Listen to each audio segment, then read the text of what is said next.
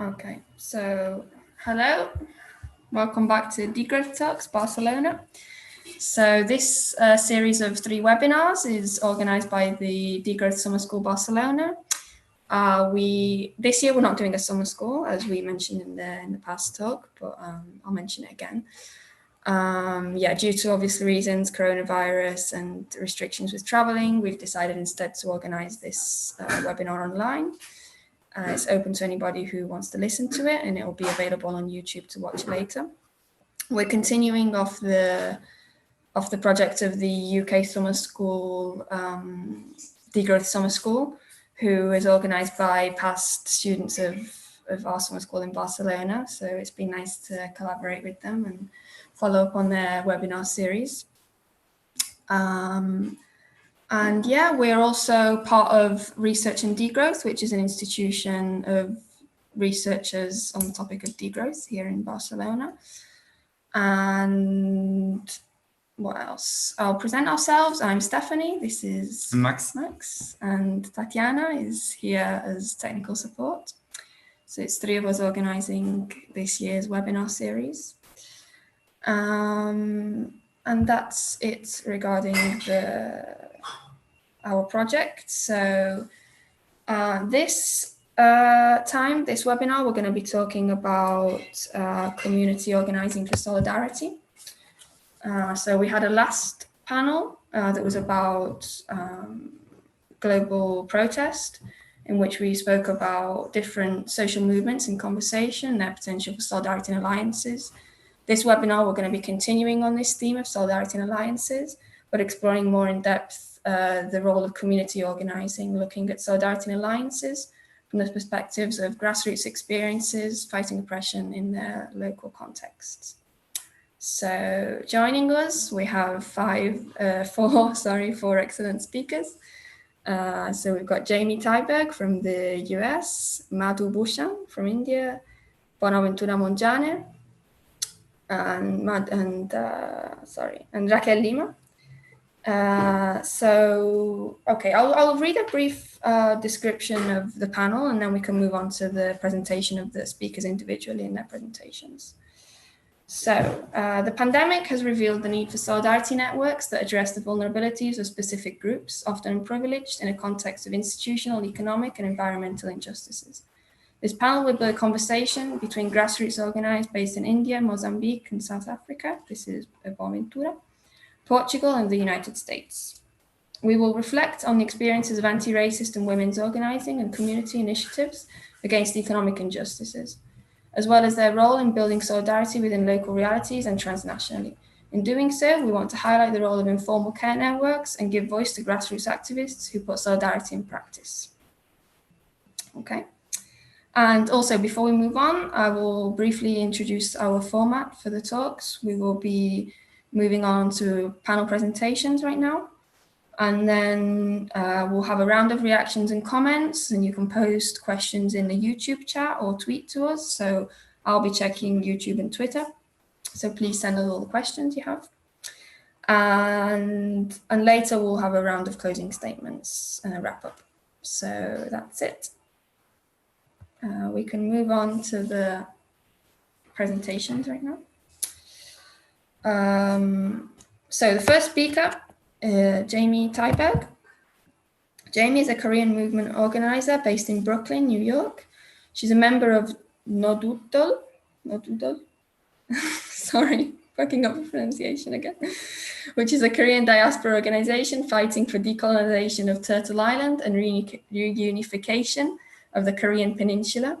She serves as a steering committee member of the New York City Public Bank Coalition and has helped raise funds for major New York-based campaigns, including Divest New York City and Housing Justice for All.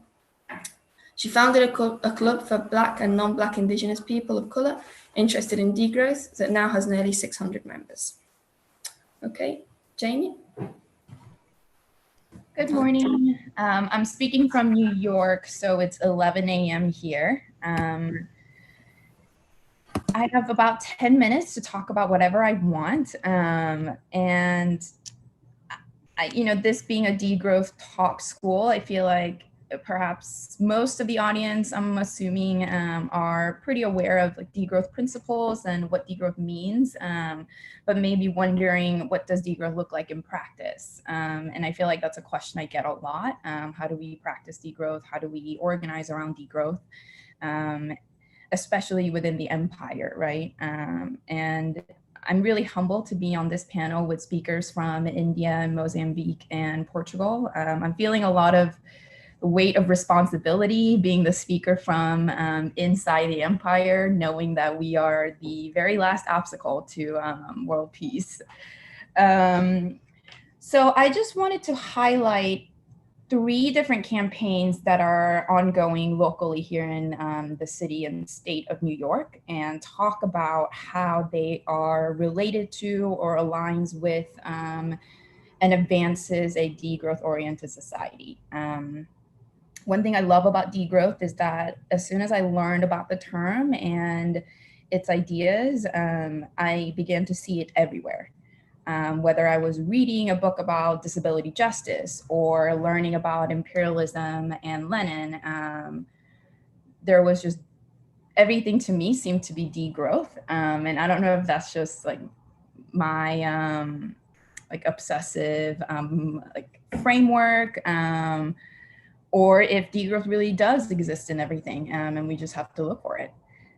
So the first campaign that I want to highlight is the one that was already mentioned, which is the Public Bank Coalition.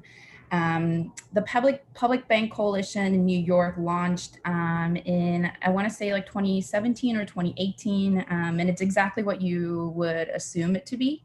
We are trying to establish a public bank here in New York City, which is the home of Wall Street.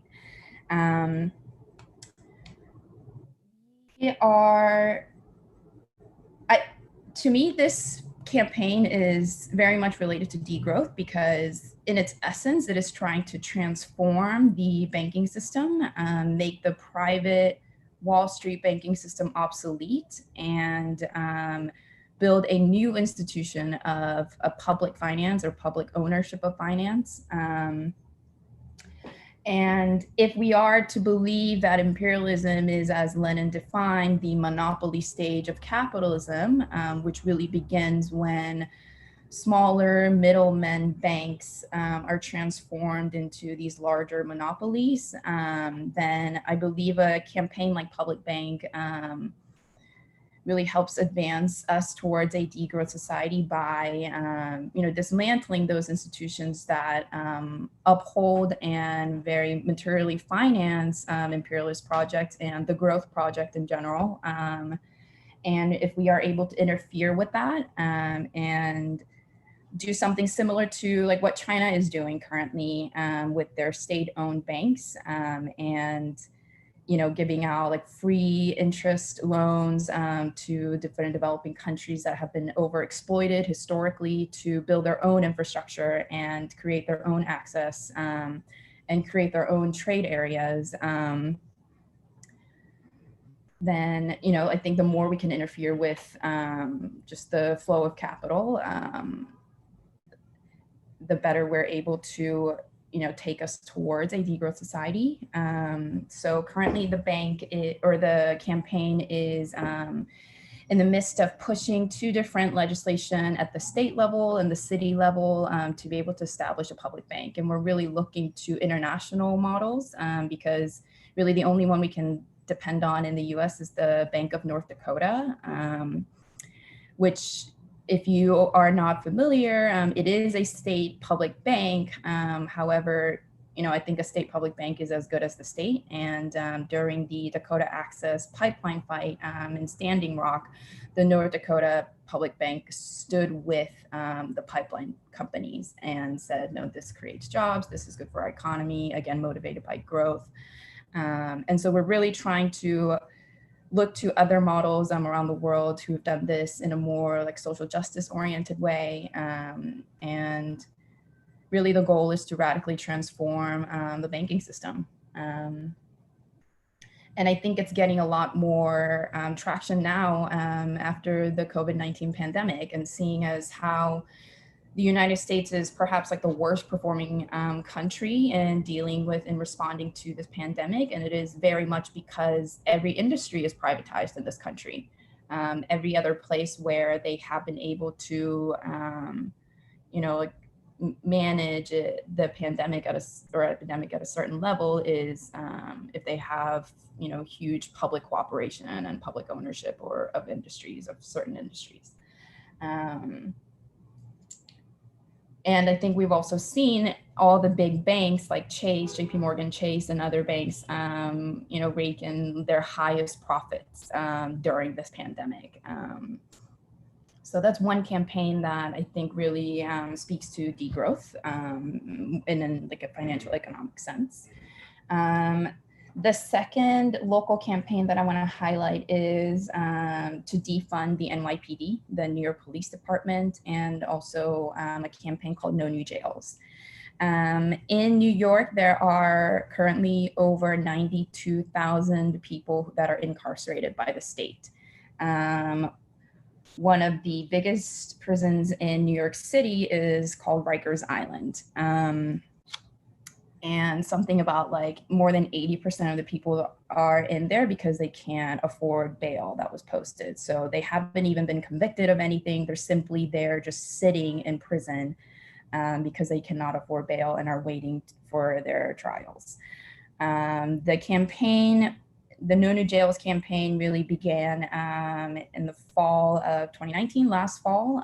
There was a city council hearing to close Rikers, but in its replacement, open 4 new jails that are borough-based, so that it was closer to the families. But really, it was yet another growth real estate project. The people that were building these 4 new jails had an entire like commercial aspect to it, where there would be a Starbucks or like a small like mall area at the bottom of the prisons, and of course the language is so that the families can have like something to eat and something to do, but I think the ultimate motive is to create this ongoing flow of prison labor, free labor, and to profit at every aspect of the prison industrial complex. And not only that, but domestic sites of incarceration here in the U.S. are some of the most polluted areas. It is, an environmental like pollution for both human and non-humans on site, and the system of incarceration in the United States really also influences its militarism abroad, which again, only serves the interests of the empire to maintain the empire. And I think it's really important to remember that the land that we're on is also occupied indigenous territory, and that is precisely why every inch of this country is policed in the way that it is. Because the police are there to really protect this land, which is the empire's capital, the original reason why they were even able to accumulate wealth. And so the Defund NYPD and No New Jails campaigns are very much rooted in decolonization politics. They are very intentional about working with local indigenous communities here. And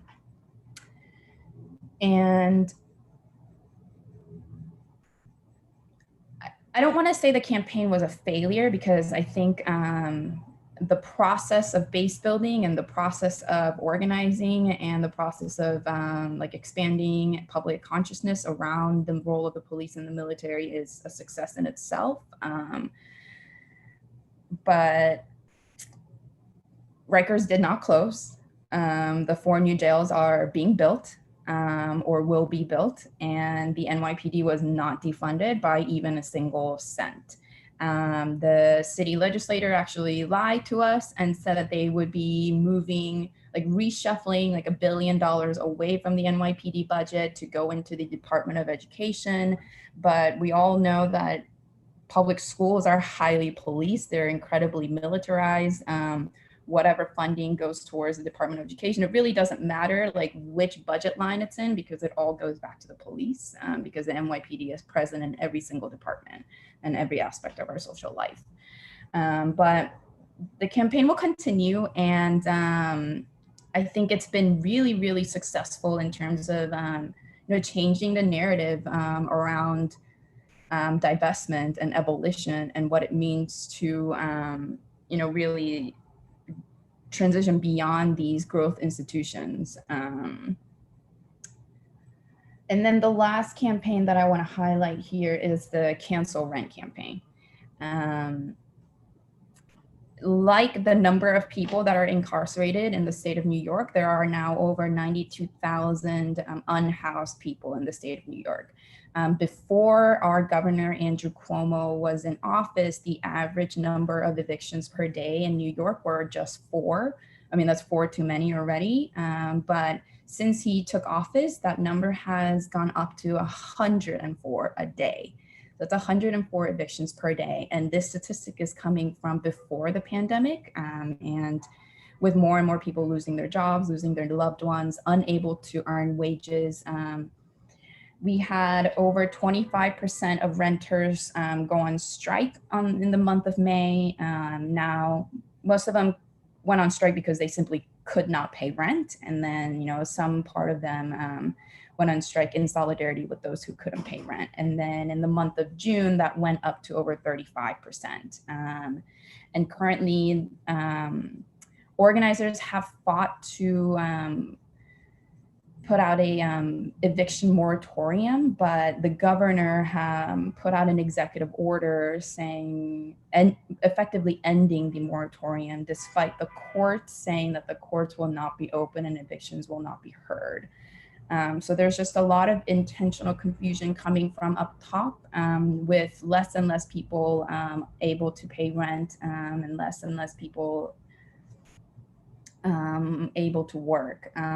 But the flip side of that is that there are more tenants and unhoused people being organized than ever before. And these people are talking for the first time about what private property even is. Why does it exist? Why do we pay rent? Does my landlord have an actual job, or does he just sit at home all day and wait for my rent to pay his bills? We're really challenging the idea of private property, and also really like interrogating the inception of this empire's wealth and how it was accumulated, which again was through land theft. This campaign, I think, was perhaps the most immediate campaign of the 3, in that it was an immediate response to people's struggles, as opposed to more an envision of like a future world that we want, which I think the Public Bank campaign and No New Jails is more under. But yeah, I think all of these all 3 of these campaigns began before the pandemic, and are being led by organizers and activists who've been doing this work for a while.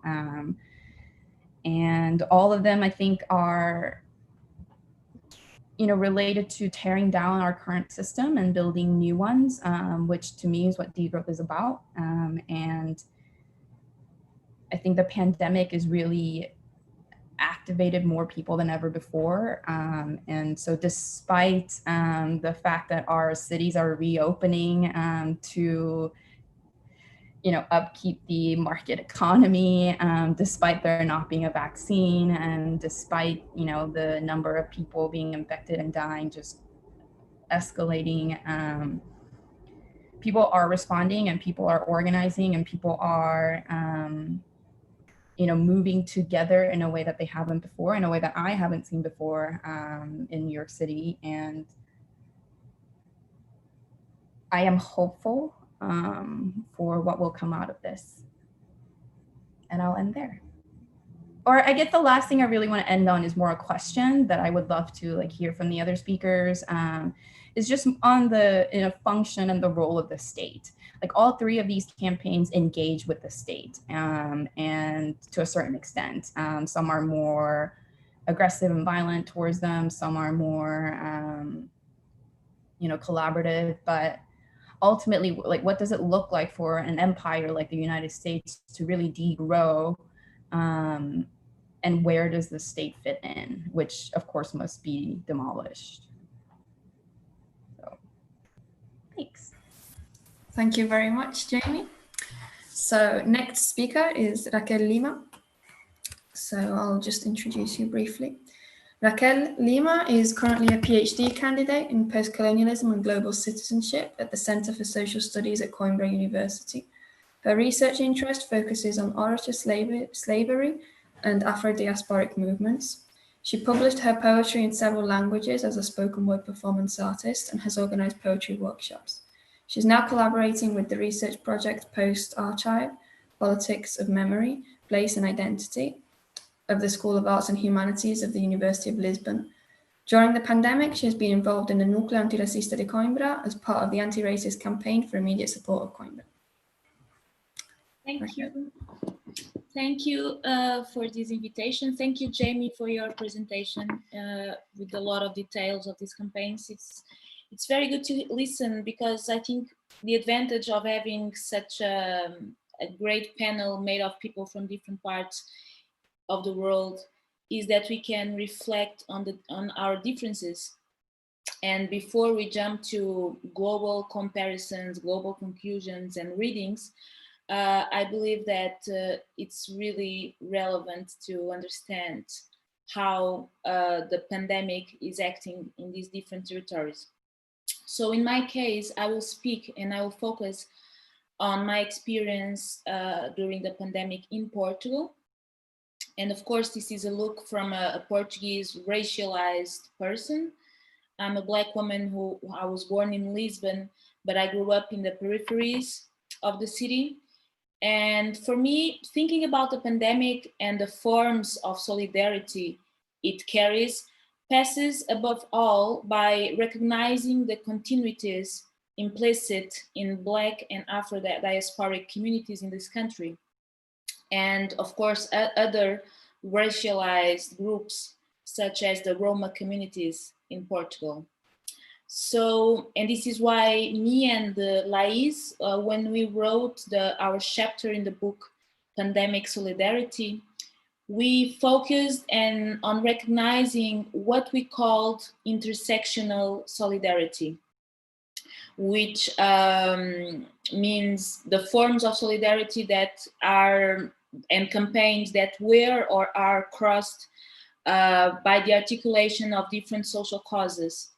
We have campaigns that were made by people working for house, on race, on feminism, on ecology, and they organized campaigns together to give proper and immediate answers. So this is intersectionality put into practice, in my opinion. And I believe that the pandemic also amplified the dynamics of oppression in one hand, but on the other hand, it showed supporting architectures long before the pandemic. Just like Jaime was saying, there are campaigns that are already working and happening before this crisis. And I think the concept and the line of degrowth can learn a lot from these experiences. I'm not so aware and familiarized with the concept, but if it refers to a radical political and economical reorganization that leads to smaller and more just social structures, I believe that observing these communities and the way they survive and the tools of resilience and resistance that are promoted and sustained in these areas can be a very important tool. So it is true that the pandemic has revealed the need for solidarity networks that address the vulnerabilities of specific groups. But the pandemic also exacerbated social and racial inequalities and forms of solidarity prior to the pandemic. So I think it's extremely relevant to understand continuities. And I try to organize two big continuities. In one hand, we have the historical precariousness associated with racial segregation, informal jobs. We have the dehumanization and violation of poor bodies by the state military, by the police, and by capital. And for this, I can give you some examples, because in Portugal, if you want later, because Black people and Roma have historically been subject to this brutality in Portugal also. And on the other hand, we have historical and contextual forms of solidarity and forms of mutual assistance in the construction of these communities that share specific problems. So the construction of a common space in which education, resources, opportunities, and also suffering are shared in an implicit way. So if we observe many of these campaigns in Portugal during the pandemic, not only in Coimbra, where I live, but in Lisbon, in Porto, in Beja, and other cities in the country, we see that they are often established from preformed networks of mutual assistance and solidarity. And these aspects, I think it tells us a lot about the concept of grassroots organizers. What does it mean really? Who are the grassroots organizers? In my case, I don't believe our nucleus, for instance, is a grassroots organizer, but I will explain it later. Because it also made it think about the concept of solidarity itself. And in one hand, what does it mean to be a grassroots activist? And in the other hand, what does solidarity means? And understanding what solidarity means in this context in Portugal implies reflecting on different connotations and appropriations that the term have had throughout the country's history, whether through dominant narratives or more underground discourses, and how it changes during the colonial period when we had a dictatorship, how it changed during liberation and anti-colonial struggles, and how it changes when Portugal entered the European Union. So solidarity gains connotations that are related with the social and political environment we live. So for me, it also raises a lot of questions of which bodies determine what solidarity means. So Portugal stood out in the international press during this pandemic as a success at some point in stopping the spread of the coronavirus. And also they applaud the disciplined way in which its inhabitants have fulfilled social isolation. Many of the activists interviewed for the chapter I wrote with Lais, they were focused on recognizing at the expense of whom this success has been achieved. And from them, doing solidarity work means doing what the state doesn't reach far enough in the margins to accomplish. So in my personal experience as a member of the anti-racist nucleus of Coimbra, I was part of this anti-racist campaign for immediate support of Coimbra. It took like almost 3 months during the state of emergency. We were able to support around 40 families, a total of almost 200 people.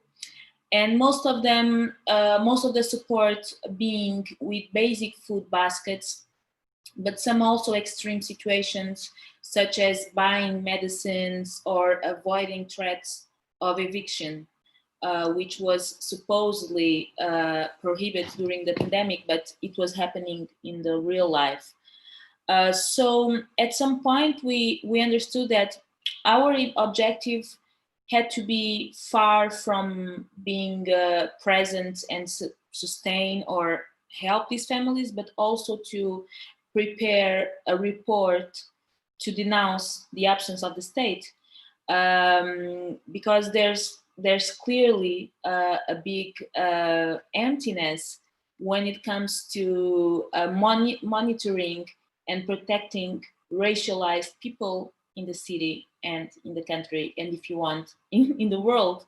So I think it is really important to understand our role in these campaigns and to come back to the grassroots organizing. I don't believe we are. We worked with grassroots organizers, which means people that are for 10 and 20 years in the city with the communities, articulating with local powers, making reports of how many families lived in the city. The Roma community has a huge and detailed work around this. For instance, they already mapped which are the biggest problems in the community, and I mean, grassroots organizers are doing this for ages in the daily basis. We are an activist group that helped to amplify the pre-existing campaigns, and our role in this equation is very important, but it's very different. And I really think this is an important distinction. Also because it will help us not to fall into dynamics of assistantialism, because there's a big difference between assistantialism and solidarity. But sometimes if you don't know your role in the equation, sometimes you can fall in the tricky places. So as we approach the declaration of the state of emergency, it was enacted in March 18 in Portugal. We understood that social confinement will be the central strategy. And this is why we organized the campaign, because many contradictions and questions arose from this situation. And basically, they can be resumed in some questions. How are hygiene measures possible for people living in camps without guaranteed access to soap, water, masks, gloves, alcohol gel, and a range of other recommended products? How is it possible to guarantee social distancing between people living in overcrowded neighborhoods? For example, in the case of families in the Roma community, we had like 15 people living in a 3-bedroom apartment. How can people stay at home and their movements be monitored if their income comes from undocumented work on the street? And this is a very important issue, which is the informal work. How can we think about the growth, about understanding how economy erases or disconsiders informal jobs that are in the base of these communities' survivance? And other questions like, even if the state introduces wage substitution and social security support subsidies, these people that do informal jobs and undeclared work, they cannot access to these funds. And I'm almost ending. I know I have 12 minutes, but also in terms of isolation, testing, and treatment strategy, we understood that some camps, some Roma camps, will not have this kind of assistance. Then we are talking again about police brutality. Is it possible for the military and police to fulfill their supposed role of security and public protection in a context where these poor bodies were violated, dehumanized, and systematically violated? So like Jaime said, how can we think about the defunding also these structures, these capitalist structures like the police? This is something that we are in a very shy but not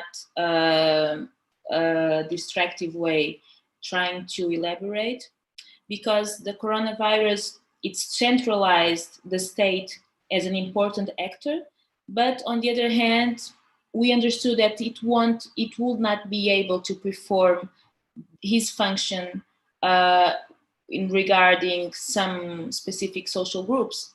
And when the state is not there, what can we do about it? Even understanding that we are talking about people that can die from the virus, or die from being from starving, from not having money. So it made me think about different questions. One is the need for racial ethnical data. We don't have it in Portugal.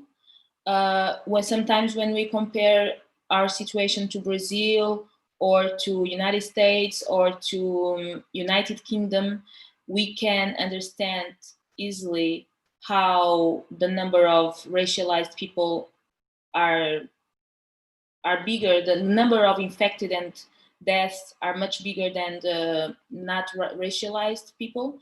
And in Portugal, and like another as in a number of other countries, it is increasingly necessary to analyze these general disparities in health outcomes through a racial approach to ensure that our communities can access to the care they need, and ensure that resources are directed where they are most needed and not based on colorblind policies, which is basically what we have now. It's these colorblind ways of solidarity. And this is what I had for today to share with you. Thank you. Thank you very much. So now we're going to have Boaventura Monjane. Boaventura Monjane is a Mozambican journalist and social activist. He is a postdoctoral researcher doing his research at the Institute for Poverty, Land and Agrarian Studies and the Center for African Studies in Mozambique. He is based in Cape Town and holds a research fellowship supported by the Rosa Luxemburg Foundation. He has a degree in journalism, and his journalistic work has been published in Mozambique, South Africa, Brazil, Spain, France, Venezuela, and Portugal. His research areas include land and agrarian questions, agrarian social movements, and alternatives from below. His PhD dissertation at the Center for Social Studies at the University of Coimbra focuses on rural agency, peasant movements, and agrarian neoliberalism in Mozambique, Zimbabwe, and South Africa. He is an associate researcher at the Sam Moyo African Institute of Agrarian Studies in Zimbabwe. So welcome, Boa. You may do your presentation. Thank you very much. Thank you to you, the moderators, facilitators, and to the previous speakers, Raquel and Jaime. It was really very good to listen to you. I learned a lot from your presentations. I'm very delighted to be in this important kind of webinar and have the opportunity to engage in this conversation. So congratulations to you, Tatiana, Max, Steve, and the Growth Summer School team. I'm based and I'm talking from Southern Africa. It's always a good idea to clarify our enunciation place, right? As Raquel did. Or to announce or clarify our positionality, you know. I am Mozambican, but I'm at the moment based in Cape Town, South Africa, for academic reasons. I study agrarian movements and rural politics, trying to understand power relations between the state, agrarian capital or extractive capital, and the peasantry, right? Specifically in Mozambique, Zimbabwe, and South Africa. But although I will bring a Southern Africa regional perspective in this presentation, I will focus more on South Africa, where I participate in civil society, in a civil society initiative called C19 People's Coalition, of which I will speak with more details later. So I have 4 main points to share with you. The first one is of a context. The second one is on the emergence of civil society initiatives in Southern Africa, specifically in South Africa, in the context of COVID. And my third point will be on how corporate capture is happening in this period of pandemic, but also how that is being responded by what I call community-based solidarity. Well, not only me, but what it's called community-based solidarity. And I will conclude by making some general kind of comments to make sense of what I would have said. So to give a context, soon after the lockdown regulations or state of emergency were declared in the region, in Southern Africa, repressive state apparatus have been activated or intensified in most of the countries to reinforce the lockdown regulations and monitor the movements of civilians, right? So for instance, to give you an example, when the national lockdown was announced in March, 23rd of March in South Africa, more than 2,800 soldiers were deployed to assist the police with enforcing the lockdown regulations. And in mid-April, a month later, the South African president, Cyril Ramaphosa, announced that he had deployed an additional number of 73,180 members of the military to the mission, right? So almost all of the national army were deployed to, enforce or to force the lockdown regulations. So we have seen that there's been, not only in South Africa, but in Zimbabwe, in Mozambique, in Botswana, in Malawi, there's been an intensification of militarization, the rise of authoritarianism, and a lot of repression to civilians, to people. And just to give you an example, just after the lockdown came into force in South Africa, disturbing reports about police firing rubber bullets at people queuing for food outside a supermarket in the city of Johannesburg exposed exactly what many civil society organizations had anticipated, that the state will use the pandemic, will use the lockdown to enforce or to intensify and activate its repressive apparatus.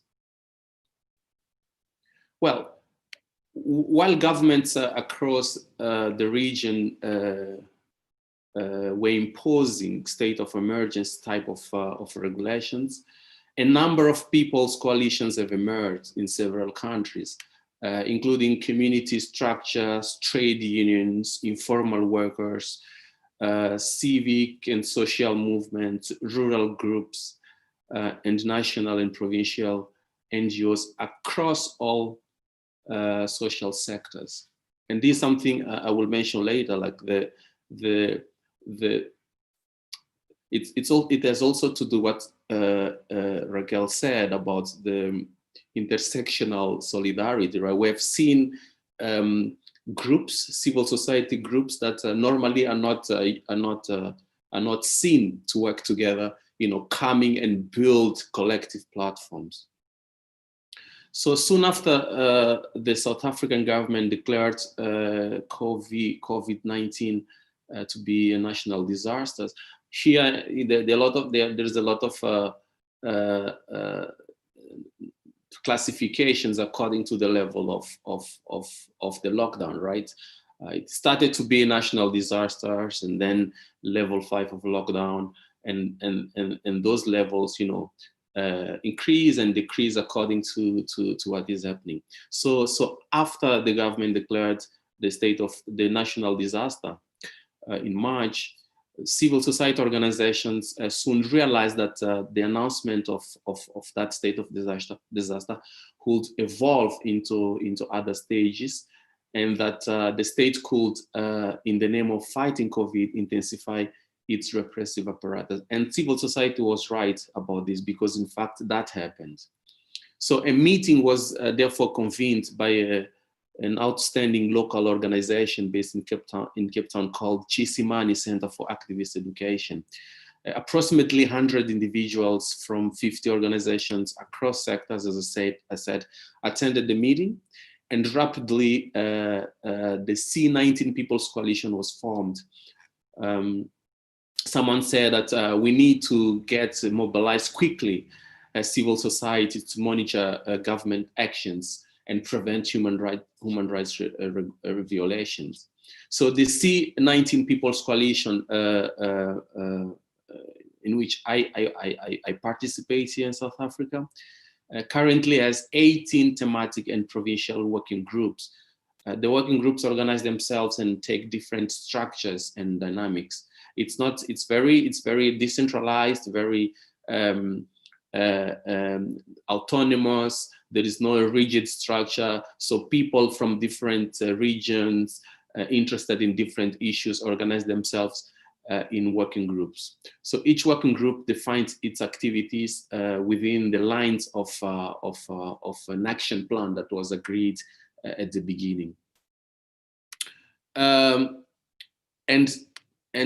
I'm gonna talk about one specific and small element of that big platform, right? The C19 People's Coalition, which is the work of the food working group of the coalition.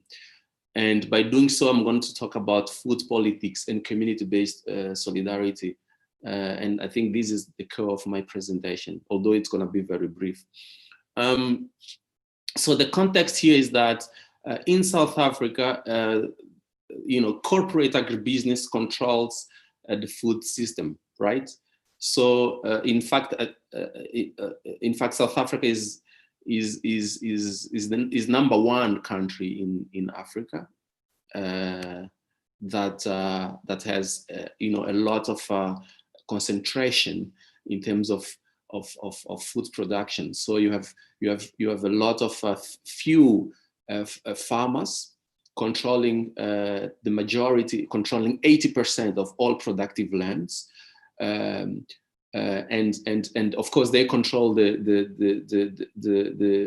food system. And what has been exposed during the pandemic is that the corporate agribusiness sector is not able to resolve food inequality in South Africa. So since most people were not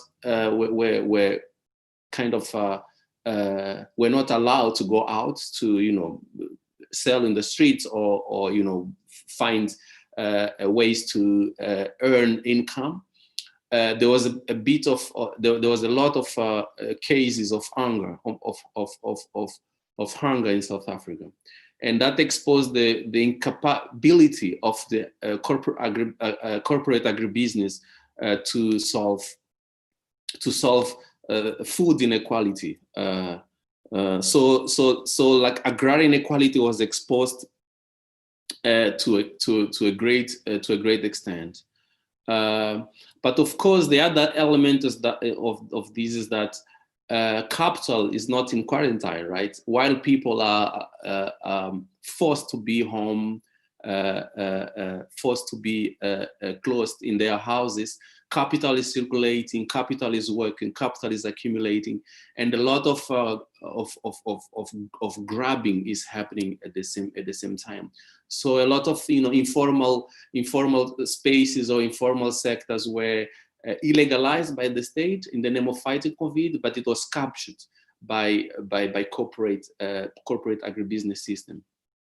But as I said, and this is actually beyond South Africa, food corporates clearly are not able to address the household foods insecurity, because even though there are supermarkets everywhere, people are hungry because they simply cannot access food. You can't go and buy because your means of earning money were interrupted, right? So the C19 People's Coalition food working group has been challenging precisely the corporate control of food production and distribution, aiming for a democratization and decentralization of the food sector, while pushing for localized food systems. and the provision of health food, because it's not only about having access to food, it's how healthy is that food. And as we know, in many places of the planet, the corporate food regime does not necessarily care about the nutritional value of the food. Okay. So the C19 People's Coalition Food Working Group has also taken some direct actions, including distribution of hot food to people from poor neighborhoods and communities. Remember here it's winter, we're in winter, so hot food means quite a lot for these people. They've also been distributing seeds for small-scale farmers that,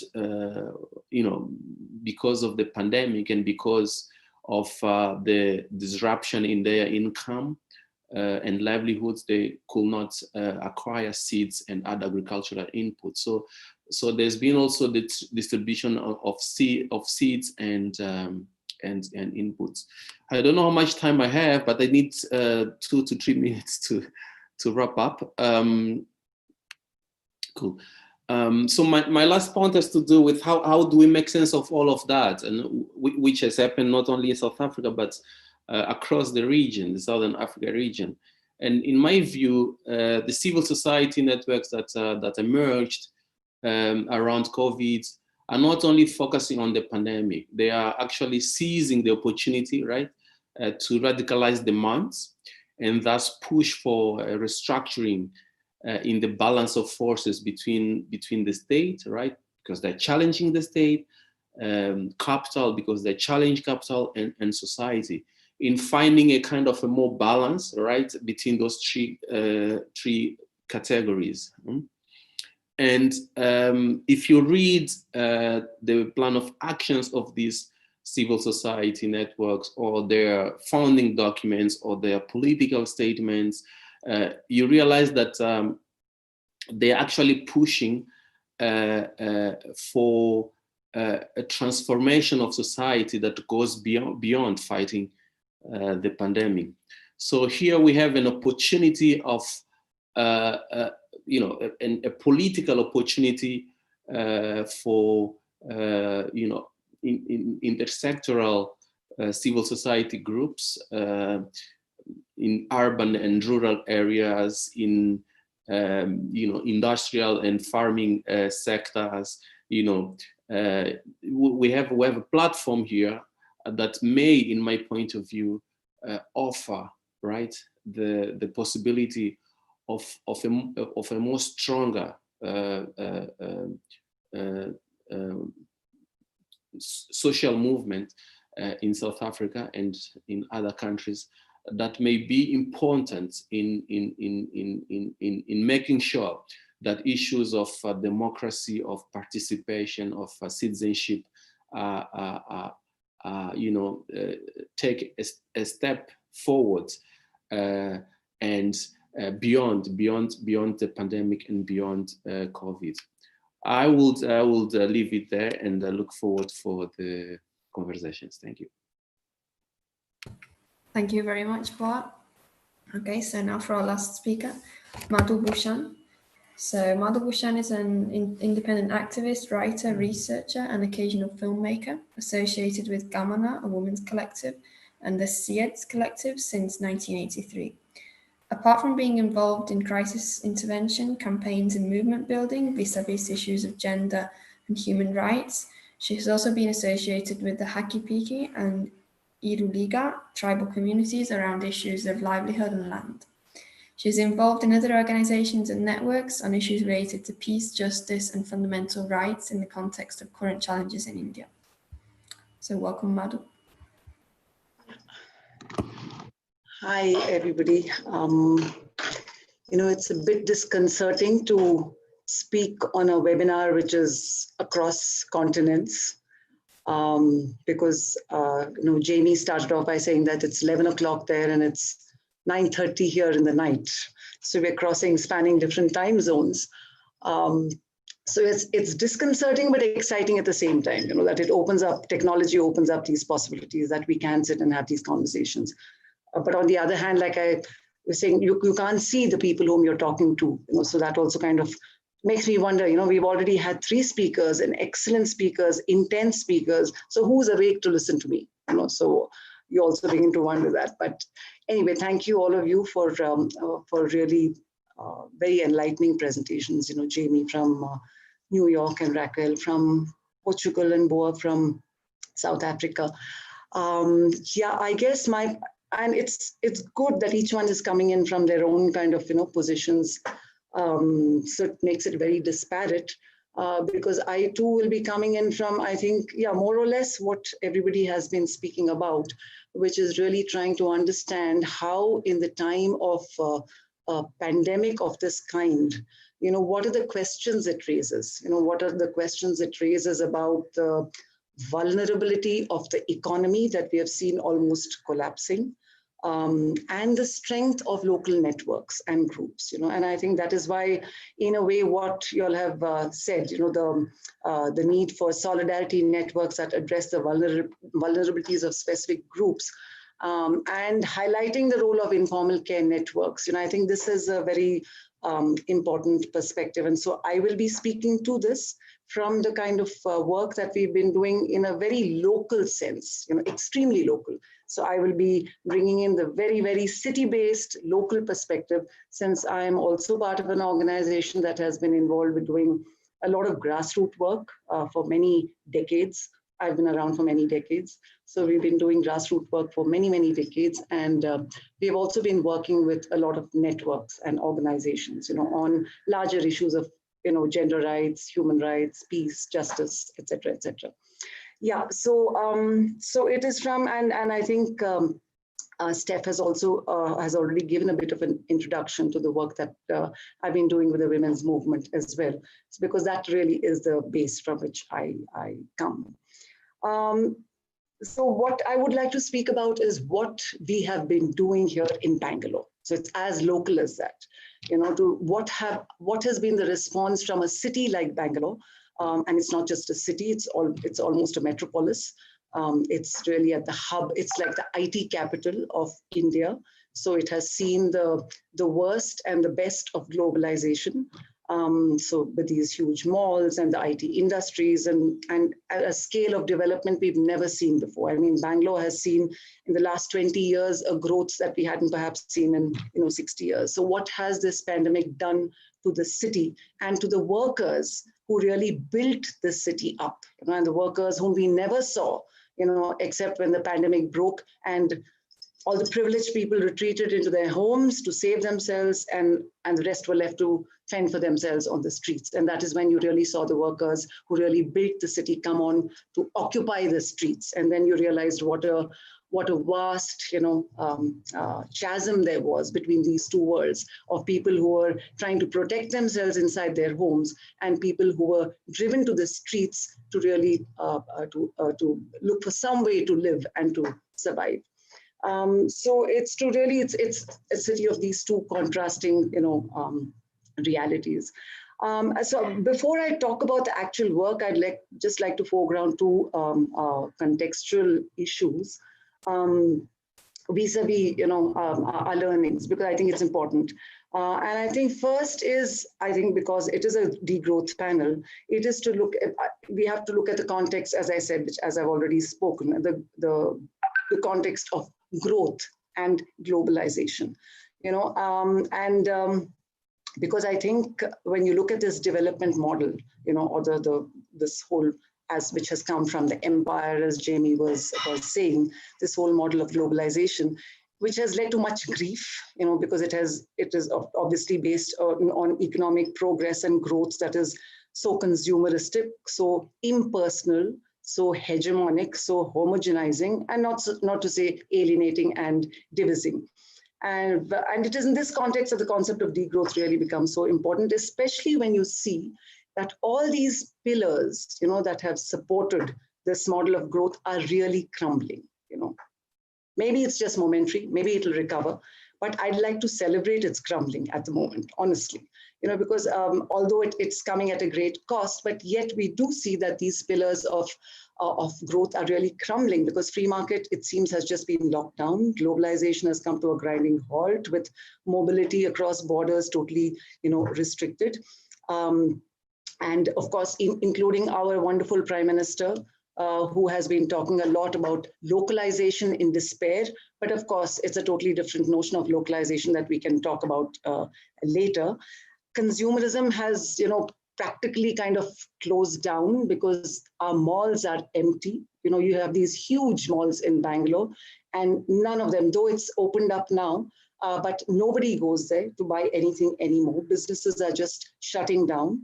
And free labor, free exploitable labor that was there for the asking, they are not so easily available, because, from the city of Bangalore itself, apparently, and this is these official figures, from the state of Karnataka, to which I belong, almost 6 million migrant labor have gone home.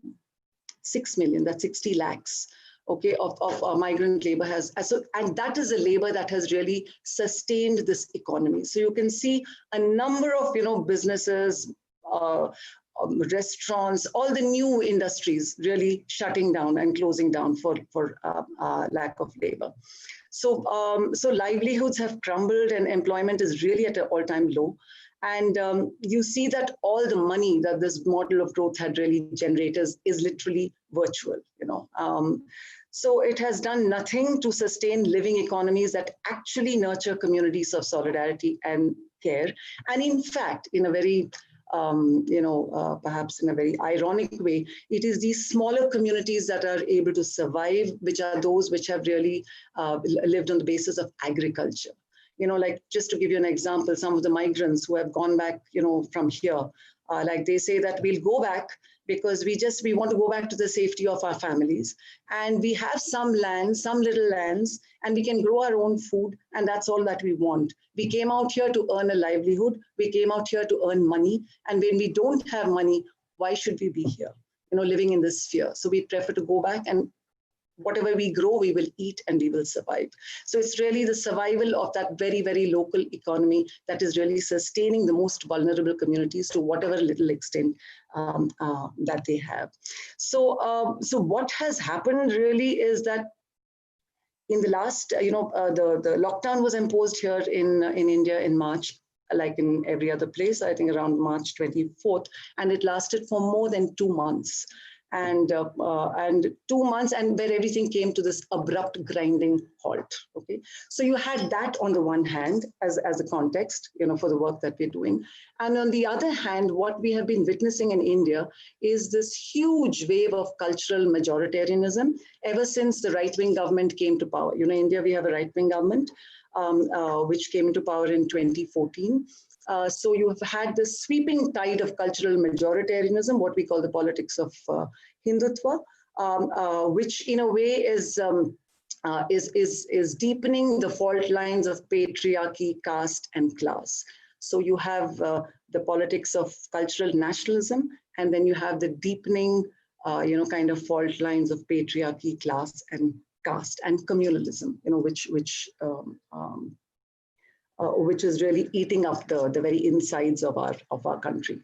And just in case you all don't know, what has also been happening in India is that prior to the pandemic, before the coronavirus came, from the months of December, there'd been a huge movement, a huge political movement, a very vocal, very articulate across the country. There was a political movement against the right-wing, the attempt of the right-wing government to bring in citizenship laws that would alter the nature of our constitutional republic, which is basically secular. But they wanted to, through the changing the citizenship law, they wanted to, in a way, bring in religion as the basis of your citizenship, and thereby change the character of our secularism. And by doing so, they also wanted to push the Muslims, who are the most demonized minority in our country. They wanted to push the Muslims as second-class citizens. Okay, but there was a huge backlash against this, and it was actually very it was overwhelming. You know, the backlash, the kind of pushback against that citizenship law was very, very overwhelming, because you had a move, and it was a movement that was led primarily by women, and women from the Muslim communities. You know, so that was really something quite phenomenal. So you had these visuals, constant visuals of hundreds and thousands of Muslims, women, and women from other communities coming together to say that we do not want this kind of a citizenship law that will in a way consecrate the edifice of a Hindu nationalism, which is what this country does not stand for.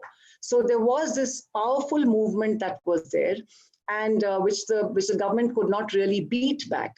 And in a way, the pandemic gave opportunity for the government to really to push that whole movement back, and start incarcerating a lot of the activists at that time. But that is a subsequent story. But in the initial, I just wanted to put this context in place. One is how all the kind of markers of globalization and capitalism and growth, et cetera, have really crumbled.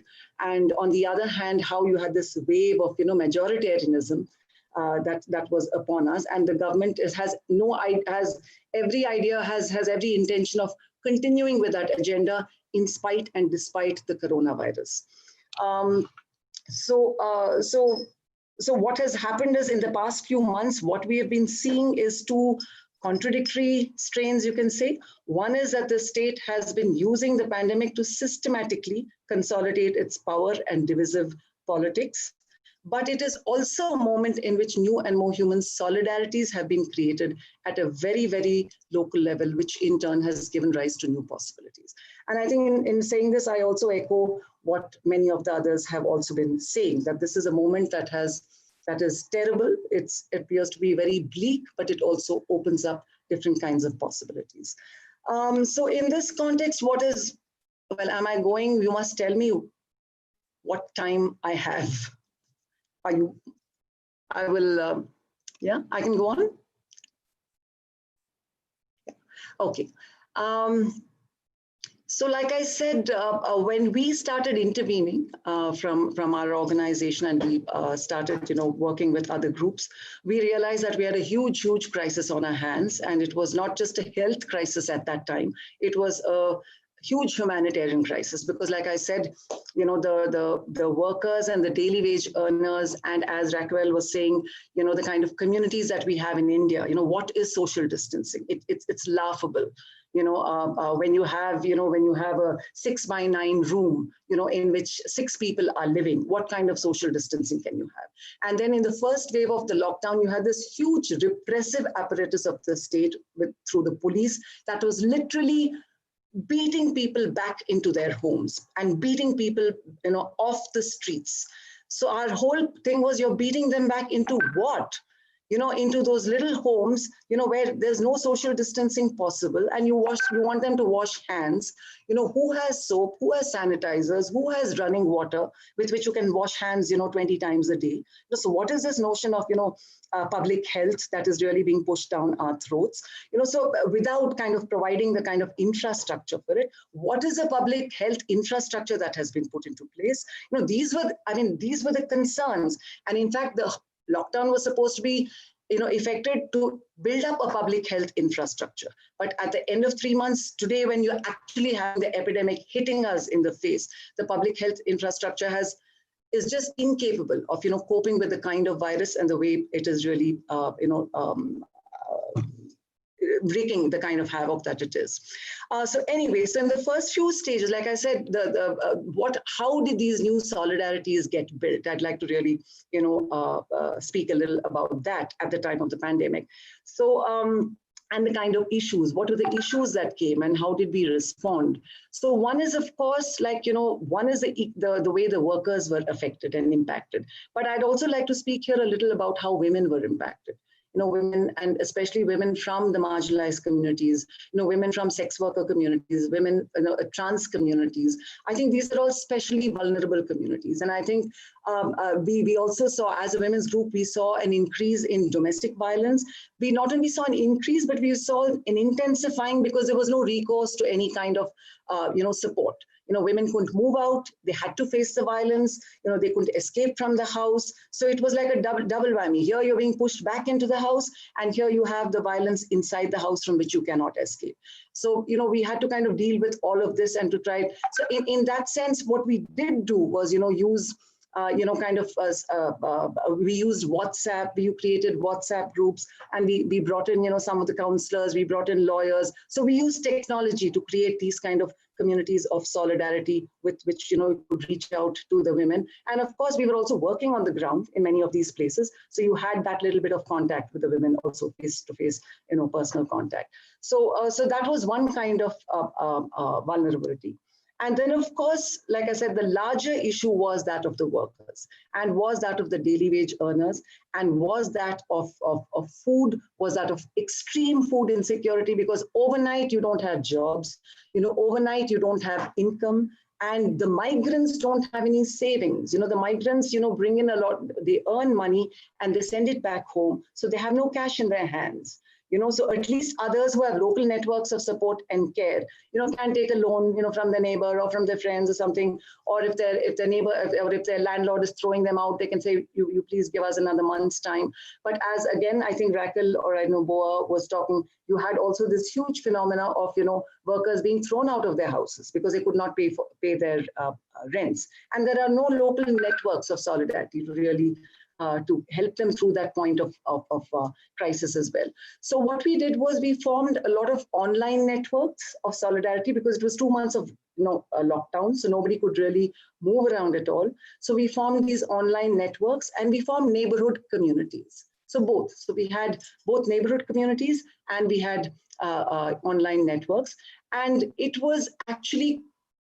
And so what did we do? So personally, we tried to assess the need of local migrants. We did a lot of fundraising online, and we did supplying of rations and food, again, like what everybody else has been speaking. We put pressure on the government. We put pressure on the state to perform, which it didn't. The state didn't get its act together for more than a month and a half.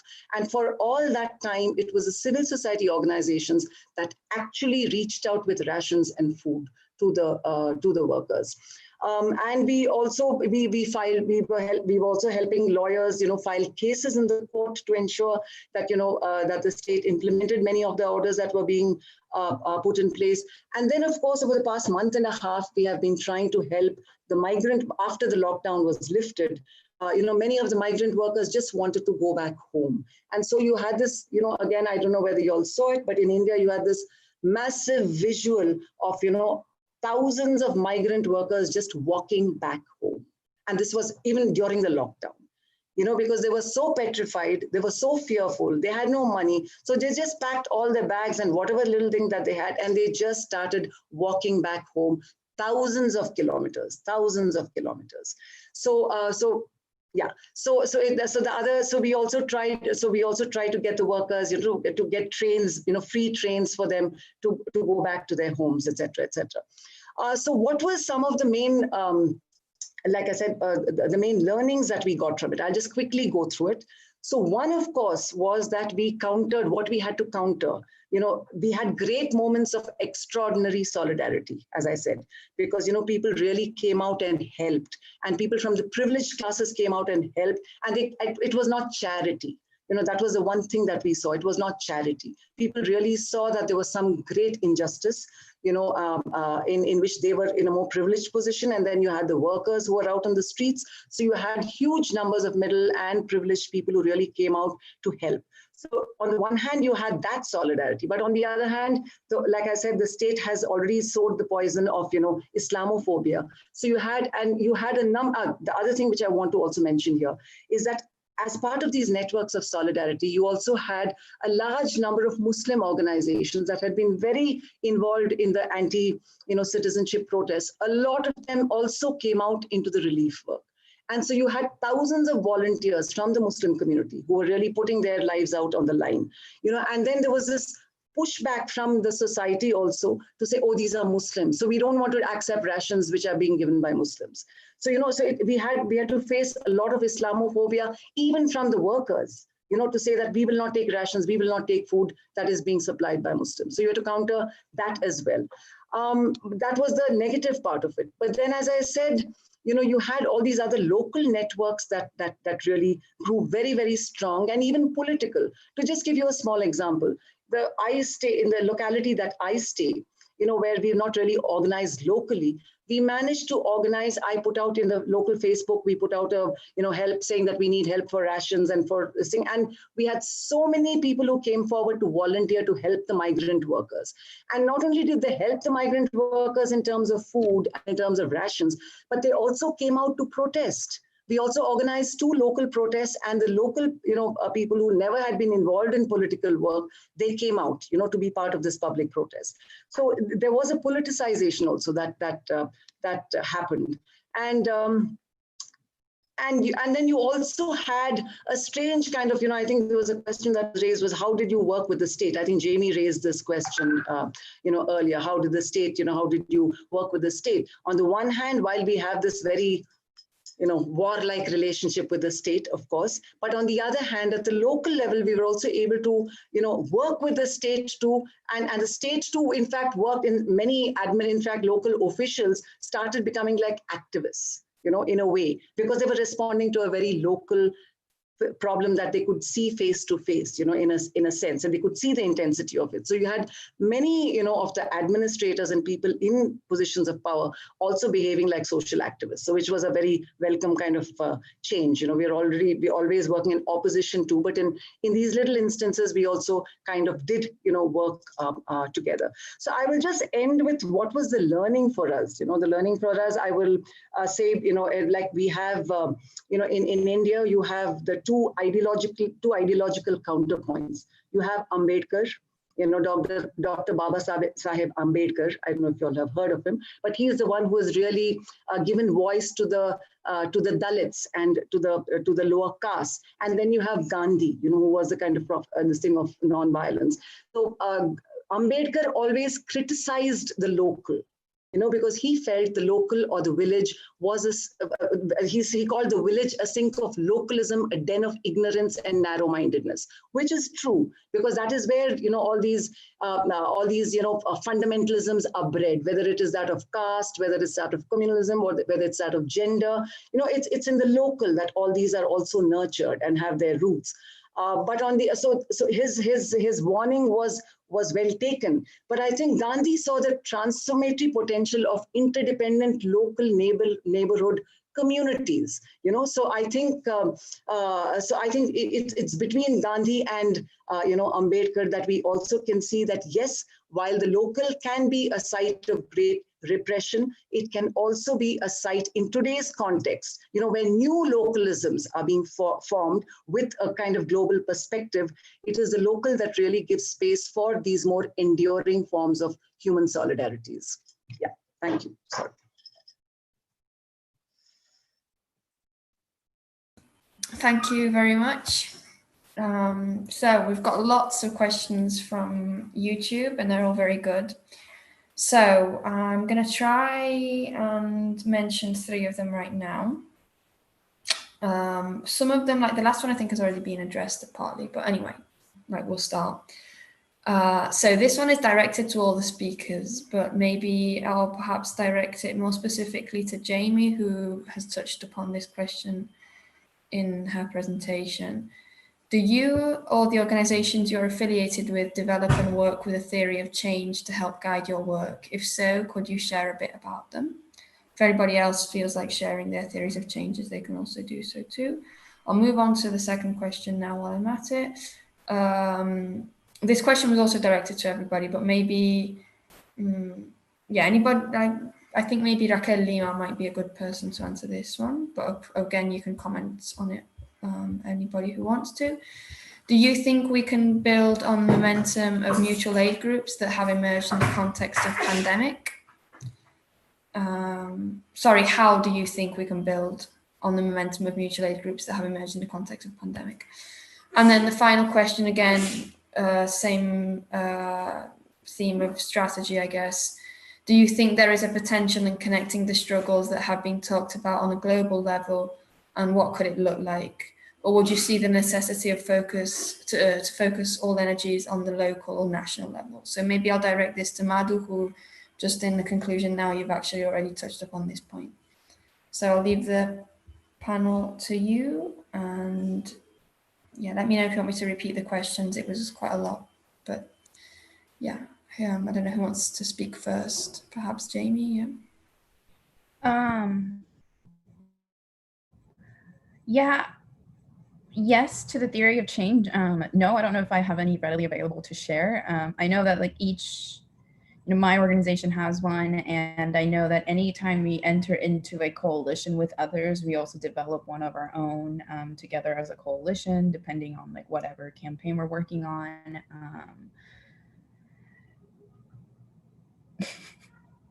Theory of change is good. You should definitely have one.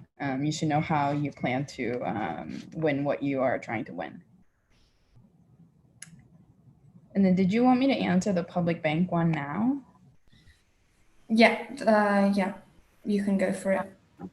I'm not really sure like what they're asking. Like, are they asking like what our campaign activities are, or how exactly we're building a public bank? But right now we're sort of in a legal battle because the Constitution of New York does not allow a public bank to be established. And so we're in the process of amending the Constitution so that local municipalities in the state of New York can go ahead and establish their own public bank. So that's one battle. And then once that's passed, we're going to have to actually organize New York City elected officials and convince them of the need for a public bank. So again, a lot of engagement with the state that we just unfortunately cannot avoid, because it's really about the public funds, like the taxes that citizens of New York pay to the city, and how to get that away from private financial institutions and to put it in a public bank. Okay. Thank you. Hello. Can I answer? Yes. I really don't want to interfere too much in your moderating function, but there's two very good questions specifically to Boa and to Madhu, specifically about South Africa and India. And so I will try to answer the question about the momentum, and I will also add a bit about the local and global dynamics. So I'm going to answer these two together. I honestly think that yes, we are witnessing a great opportunity to understand how capitalism was globalized, created, globalized, and how is it associated with the Black genocide, the indigenous genocide, with climate change, with racism. I mean, this is a great opportunity to understand how our struggles are connected, not only in the same territory, but how they can dialogue.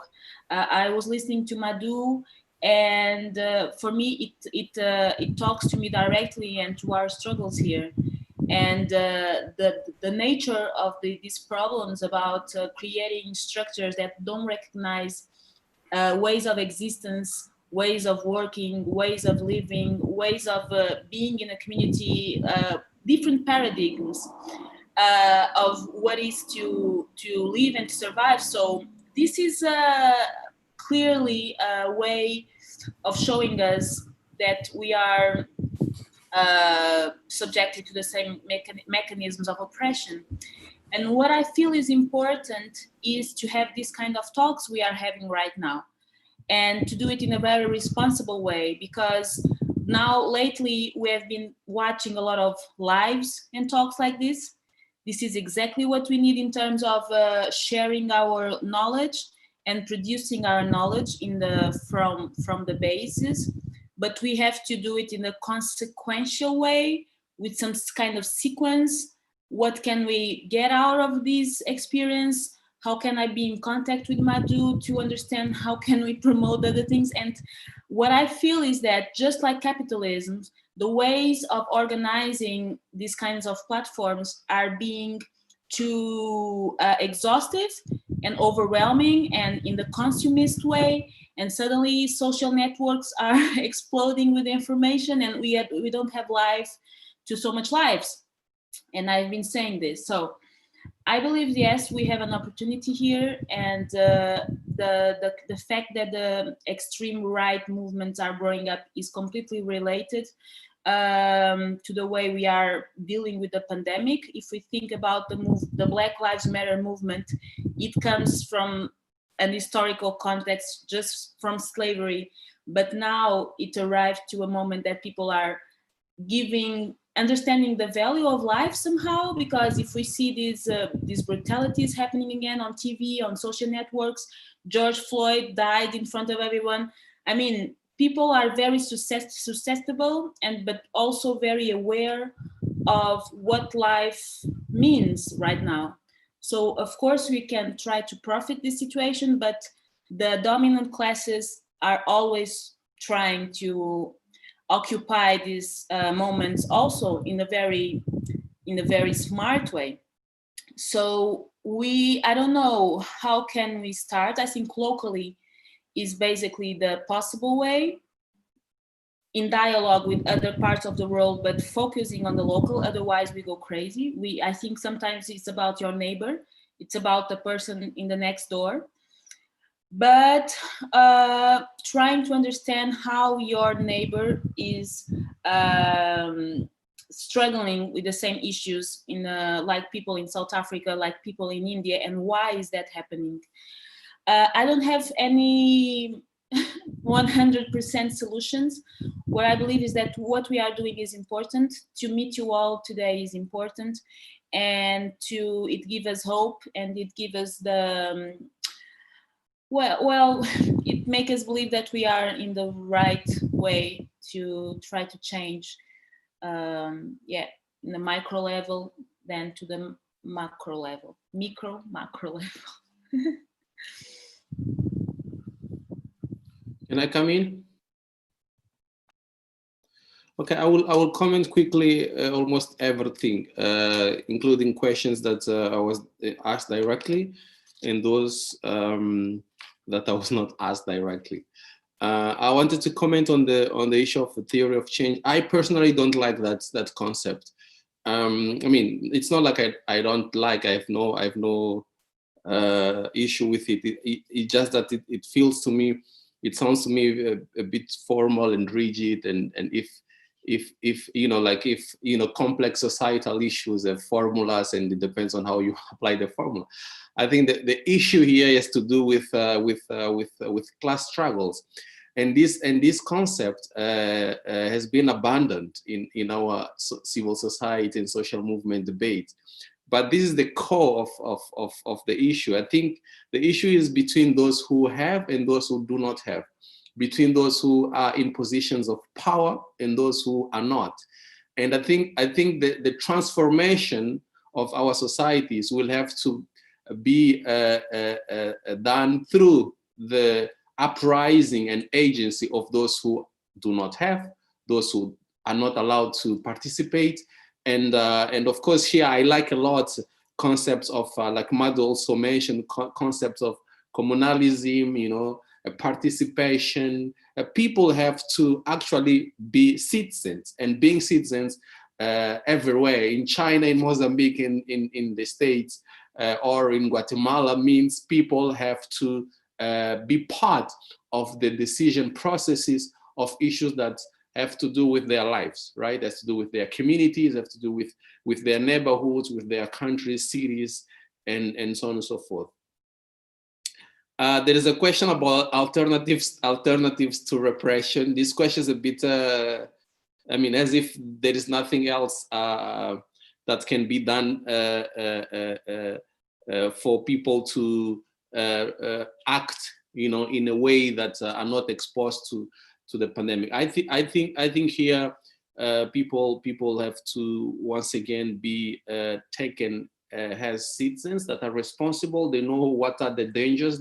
Nobody wants to get infected, and of course, if we have a dialogical process where state and society, although these two categories not always are in harmonic and peaceful relation, but if states or government take society as a responsible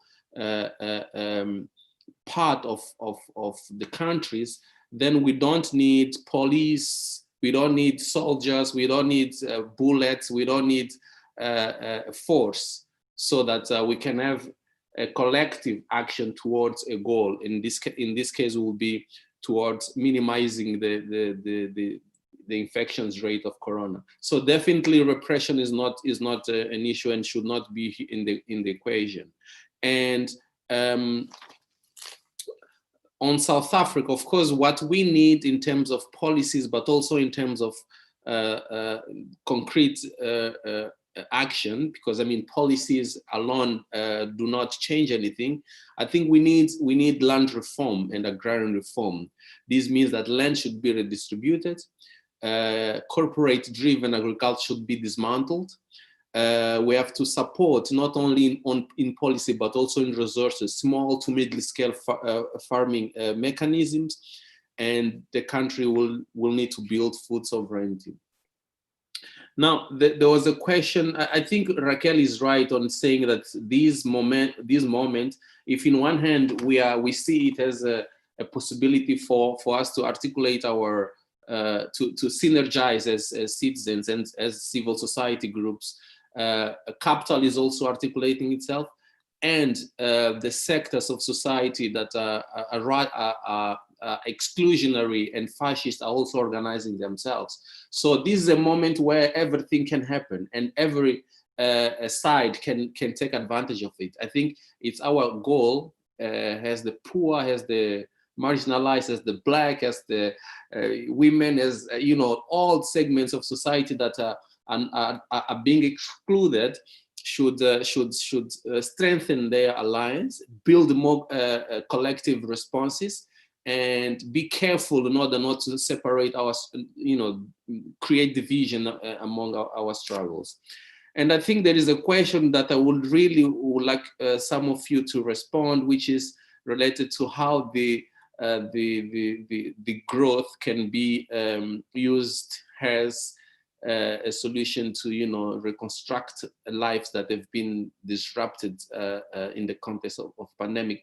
I don't have an answer because I'm not very well familiar to the concept of the growth. I think I need to understand it more because I guess it's not a concept that can be applied anywhere, everywhere in the same way. I think it will have to be adjusted to the specific context of societies, of communities, of places. But I really would like to listen to maybe Madhu or the organizers of the webinar to that question. I don't know if we'll come back to say final words. Otherwise, I will just do it now.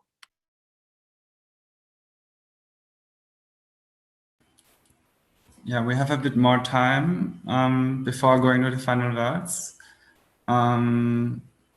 Actually, I'm really impressed by everything you said so far, and also particularly that you did a really good job in contextualizing your examples and the examples you gave from the pandemic, but also how you linked it to grassroots organizing and civil society engagement and to the roots. And I think that really links to a discussion that is very necessary in degrowth, to address roots of capitalism and colonialization, and really also seek for campaigning and for actions that address these root causes and give, and also particularly like Raquel's comment on to read the historical and context-specific continuities that we are in. And I think that understanding that and positionality really gives us a chance to reflect on each person's scope for action and whatever means in the end theory of change. So I think these were some interesting points. Maybe what we can do is look at the last round of questions and then try to sum it up a little bit. Mm-hmm. If you want to have your final statement in the end. Yeah, maybe thanks for self-moderating as well, and thanks for like answering all the questions that we sent to you on the Zoom chat. Yeah, I don't know. Do we want to? I'm lost now. Do you want to ask one more question from the chat? Did you have another question, or maybe?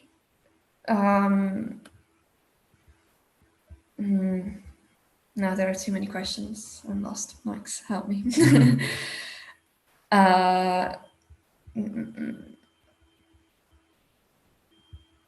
Okay, so there was one question also specifically directed to Madhu. So somebody says, "Hi Madhu, I'm from Extinction Rebellion India. Been keenly following the social, political, economic breakdown in India that's leading the systemic ecological destruction, which is accelerating with EIA. Coupled with the fuller context now, how do you see degrowth economics fitting into your recovery plans to restore life and dignity and create long-term climate roadmap?" I don't know if you feel like answering that or addressing any of the other questions. That's a very, very tall order, given what we are facing. And yes, like I said, EIA, I think by EIA, I don't know how many people know, it means Environment Impact Assessment. So all the laws related to that are being very systematically dismantled. A number of our laws are being, we have good architecture in one sense, good legal architecture for having a fairly, despite, the road we've taken to, to globalization since the 90s. But there have been some, safety nets, some checks that had been put into place. But all those are also being kind of dismantled. And EIA is one of the latest, and it's during the pandemic time when the parliament cannot be in session, where the representatives cannot sit and debate it, and you cannot put it out into the public for open debate. These are being systematically pushed, and the whole idea is the economy is crumbling, and so you need to kind of, for ease of business, you need to kind of, let go of all these environmental clearances because we want money in, we want capital in, and we can only get capital. So I think all this is being done at breakneck speed. Now, I don't know how much it can really be sustained, because actually with this whole pandemic, you don't know to what extent our economy is really going to be destroyed. And it's a real issue. Because you can see today that many businesses are folding up. And in India, we've also had, we've had very bad knocks on the economy with the government, the kind of steps it has taken with demonetization and with imposing this GST, which is a highly centralized kind of tax, which is very prohibiting, and which has not helped small industries to small and medium scale industries to grow at all. So all these kind of economic measures had already kind of weakened the economy. The economy was taking a nosedive, and now with this whole with the pandemic, the large economy that was there is crumbling. So it's going to take a long time, it's going to really take a long time, and we have to kind of really rebuild from the ground, and it has to be rebuilding at a much, I don't know, I have no answers. I really have no answers, except to say that perhaps now, because the destruction will be so total, that something totally unexpected will come up from the ground. One can only look and hope and nurture those little possibilities, which are there, which are coming up from the ground. And while we are, of course, building up our larger resistance to larger policies and changes which are there. But I have no answers. I really have no answers at this point of time.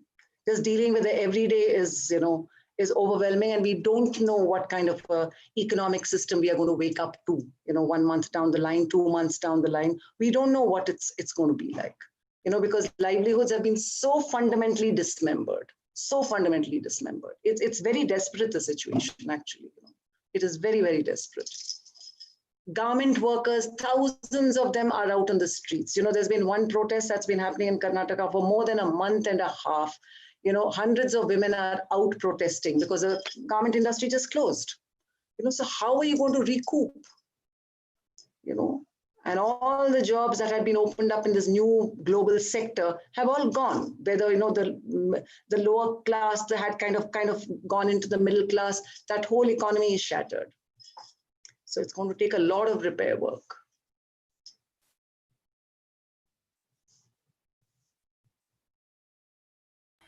Okay, thank you. There is one question I would like to ask, although we're a bit short on time, but it's a follow-up, I guess, to Madhu. Yeah, so here we go. After the pandemic, the hardcore nationalists are more strong than ever before. Are we we are facing that issue now. Oh no, sorry, I read the wrong question. It was below. I'm curious about how you addressed Islamophobia within the workers. Question for Madhu. I read the one bit above, sorry. So if you feel like answering that, if not. I don't know if anyone else wants to talk, wants to come in for anything else.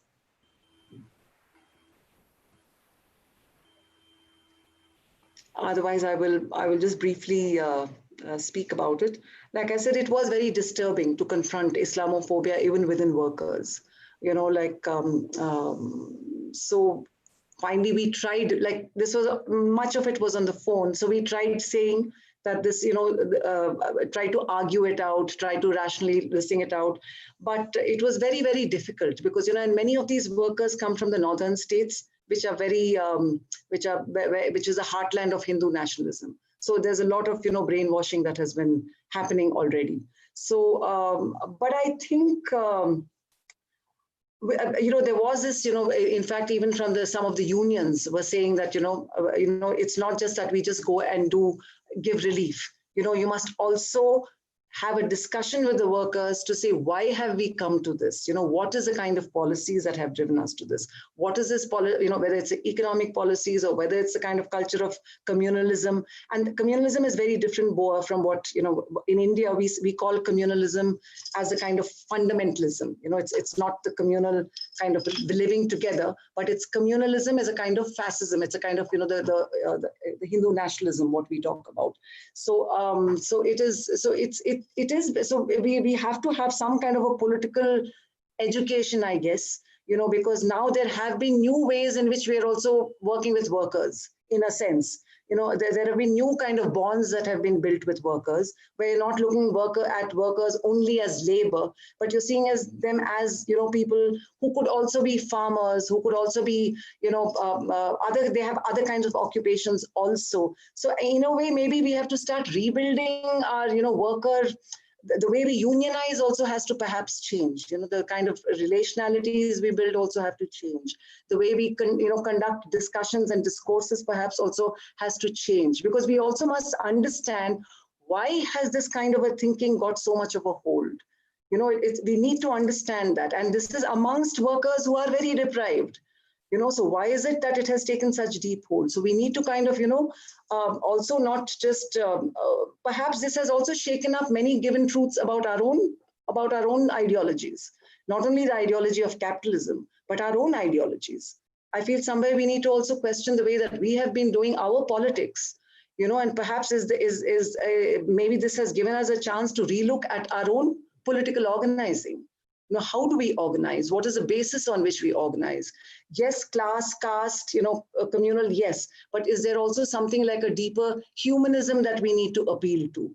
You know, is there a deeper kind of, you know, common humanism that we all need to appeal to, which we have lost sight of, you know, focused as we have in all our very specific struggles of caste, class, patriarchy, etc. So is there a deeper and broader kind of humanism, you know, an ideology and idealism of humanism that we need to bring back into our political discourse? Is also, because I think it is also challenging for us, you know, and I think we need to challenge ourselves, because somewhere our own theories have failed us also, you know, so how do we rebuild ourselves and our own, you know, ideologies of change and transformation?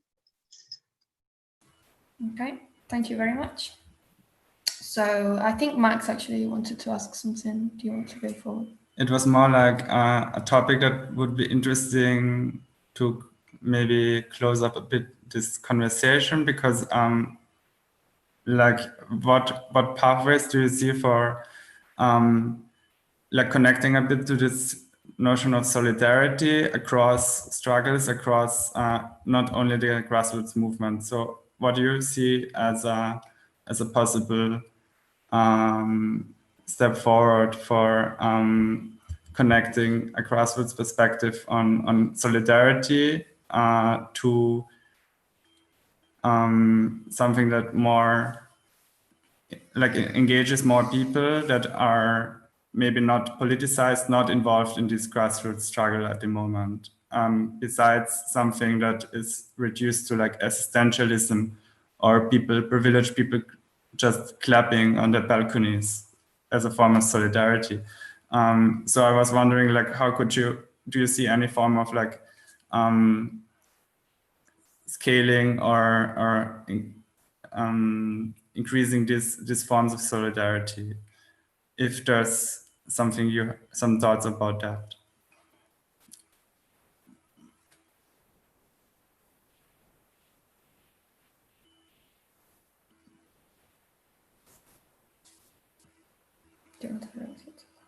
And also, we can also just comment on each other if you want to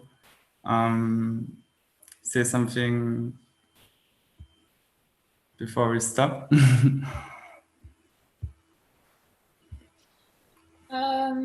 I think Madhu handed up so well that I didn't want to ruin it.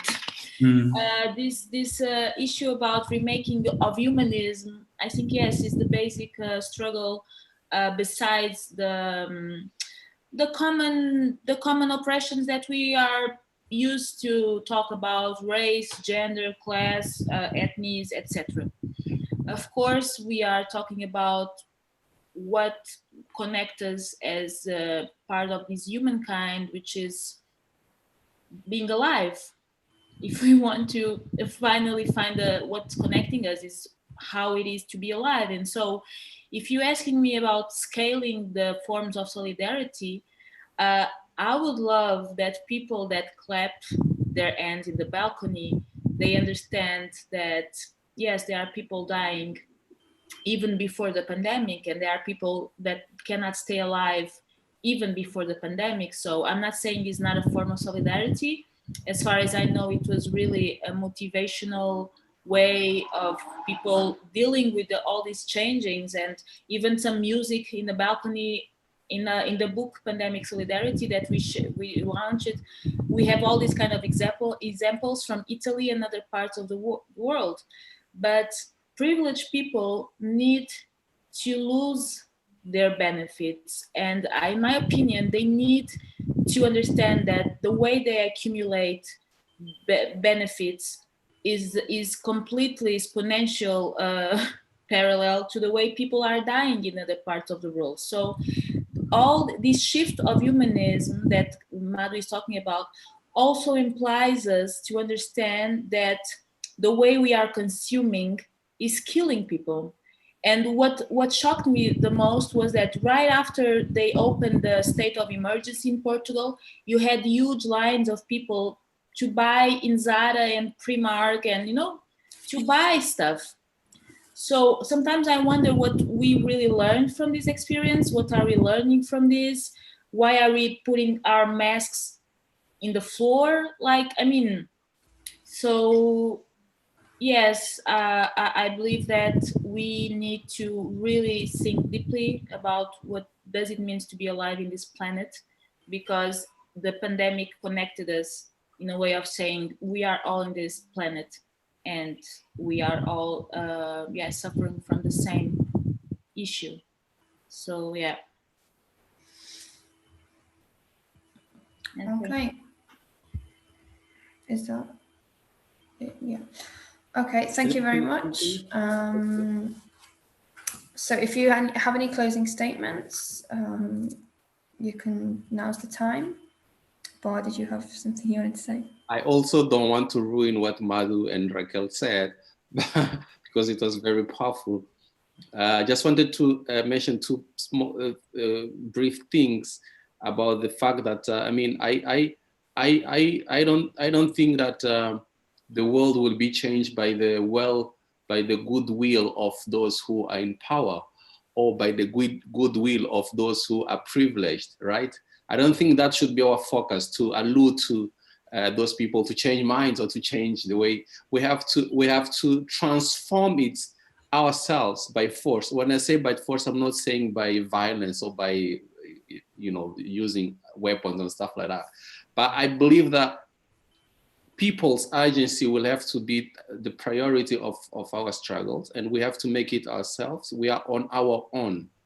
We are on our own. So since it looks like there are scattered kind of interesting things happening around the world, I think we need to build a transnational kind of response to global capital. And here the concept of internationalism is very key. We need to respond to what is happening in our communities, but via a global, in a global scale. Because, power never made concessions, and it will never do until we actually force it. And to conclude, I thank you all for the opportunity. I learned a lot from Jaime, Raquel, Madhu, and Steve, and Tatiana, and I forgot the third name, but all of you. And I would encourage you to continue with this initiative. Thank you very much. Thank you. I'll just quickly say, thank you, everyone. I learned a lot. It's always such a humbling experience to hear from organizers outside of the empire. My concluding statement is really for the people living in the West. We need to be reading a lot more of people that are not American, that are non-Western, that are theorizing like new ways of building humanity. Some people, I wrote in the YouTube chat, but I think everyone really should be reading Sylvia Wynter. I think everyone should be reading Frantz Fanon. I think everyone should be reading Amilcar Cabral. And Cabral once said that, we cannot struggle until we've reached unity. And in the United States context, I just want to really emphasize that we don't have to reach unity with everyone. Really don't need the people that aren't with us. We simply don't have time actually to get them to be with us. There's way more of us, especially in a global context, than there are of them. And I think we focus on our local communities, focus on organizing people who already, understand this and just may not have the language or may not be plugged into a political home yet. But I just really want to emphasize that we really, really don't need everyone. We just need the people who are with us.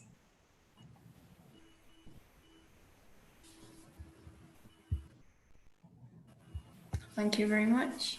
So I think we're going to have to end it here because it's already getting on for 2 hours now. But I want to thank everybody a lot for sharing your experiences as grassroots organizers in your local communities, building solidarity.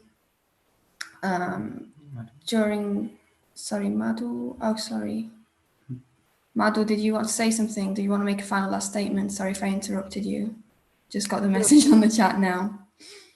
I'll leave it to you if you want to add something. I just wanted to thank all of you for organizing this, and for Jaime for pulling me into this, and to you, Steph and Max, for having something like this, like a degrowth school. And the last point I just wanted to say was, I don't think, Max, it's a question of scaling up. I think it's a question of scaling down, and I think that is what this has taught us, and as Jaime said, I think we need to go back, go deeper into, the local, into the decentral, or whatever we talk about as the ideal.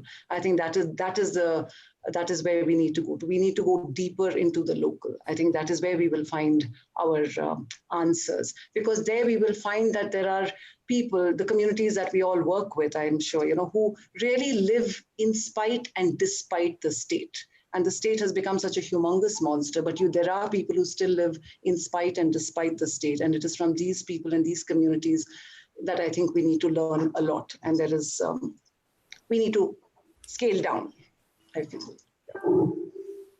Thank you so much, all of you. And thank you for all of you, for Raquel, Boa, Jaime. It was lovely listening to all of you. Yeah, thanks a lot. It was a super interesting conversation. Thanks a lot again from the contributions from YouTube. They were overwhelmingly good. And it was like, oh, where do I start? It was really very good questions. Yeah, thanks again for sharing your experiences. Hopefully, yeah, these kind of sharing experiences and strategies for solidarity during the pandemic, but also reflecting on the continuities of oppressions that are long precede the pandemic, obviously, is super important. And yeah, we will be continuing on the theme of solidarity and alliances, which is the thread of our webinar series. Next week, we'll be focusing a little less on mobilizations and local organizing, as we have done in the past 2 webinars, and we'll be shifting onto a more perhaps maybe theoretical theme and focusing on intersectionality. So focusing on how environmental justice intersects with race, class, and gender. We'll be announcing our speakers soon, but yeah, until then, look out for our tweets on Twitter. And yeah, I think that's it. Thanks a lot for listening. Thanks a lot to you. If you want to stay for a quick chat, the speakers, we didn't mention it before, but Tati will close down the